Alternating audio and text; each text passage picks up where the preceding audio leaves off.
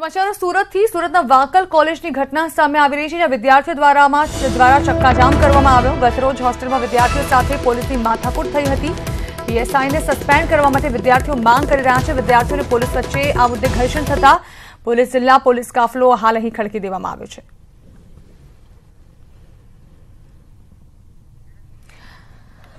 તો પોલીસ અને વિદ્યાર્થીઓ વચ્ચે ગઈકાલે જે માથાકૂટ થઈ હતી તેના પગલે પીએસઆઈએ તેમની સાથે દુર્વ્યવહાર કર્યો હોવાની વાત વિદ્યાર્થીઓ દ્વારા કહેવામાં આવી રહી છે અને તેના પગલે જ પીએસઆઈ જે છે તેઓને સસ્પેન્ડ કરવામાં આવે તેની માંગ સાથે વિદ્યાર્થીઓ દ્વારા ચક્કાજામ કરવામાં આવ્યો હતો અને વિરોધ કરવામાં આવ્યો હતો।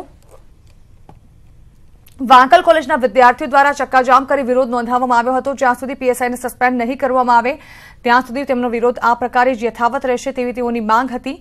ઉલ્લેખનીય છે કે વાંકલ કોલેજમાં વિદ્યાર્થીઓ અને પોલીસ વચ્ચે ગઈકાલે ઘર્ષણ સર્જાયું હતું, જે મુદ્દે વિદ્યાર્થીઓનું કહેવું છે કે પીએસઆઈ સાથે તેઓને અણબનાવ સર્જાયો હતો। પીએસઆઈ દ્વારા તેમની સાથે દુર્વ્યવહાર કરવામાં આવ્યો હતો, જે મામલે વિદ્યાર્થીઓ રોષે ભરાયા છે અને હાલ તેઓ ચક્કાજામ કરી પોતાનો વિરોધ નોંધાવી રહ્યા છે।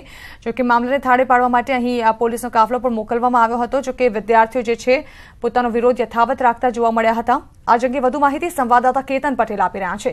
કેતન, જાણવા માંગીશું શું પરિસ્થિતિ છે હાલ? શું વિદ્યાર્થીઓ દ્વારા હજુ પણ ચક્કાજામ યથાવત રાખવામાં આવ્યો છે ત્યાં?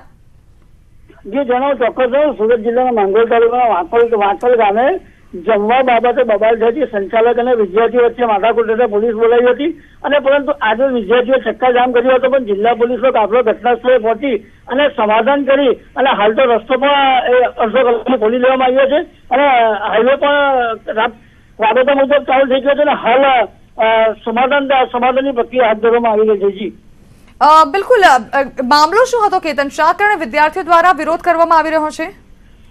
વિદ્યાર્થી દ્વારા વિરોધ કરવાનું કારણ એક જ હતું કે જે હોસ્ટેલની અંદર રહેતા વિદ્યાર્થીઓ ગત રોજ સંચાલક સાથે હોસ્ટેલના વિદ્યાર્થીઓને જમવા બાબતે તકરાર થઈ હતી અને એ તકરારને અનુસંધાને હોસ્ટેલના સંચાલકોએ માંગરોળ પોલીસે તાત્કાલિક અસરથી જાણ કરતા માંગરોળ પોલીસ ઘટના સ્થળે પહોંચી અને વિદ્યાર્થી સાથે મુઠભેડ અને મારામારીના દ્રશ્યો પણ સર્જાયા હતા।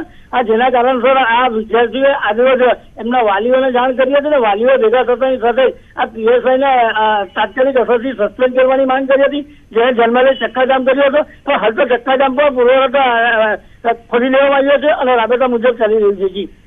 જી બિલકુલ, આભાર કેતન। તો વિદ્યાર્થીઓ દ્વારા ચક્કાજામ યથાવત રાખવામાં આવે છે। વિદ્યાર્થીઓ વિરોધ કરી રહ્યા છે અને હજુ પણ તેઓનો વિરોધ યથાવત છે।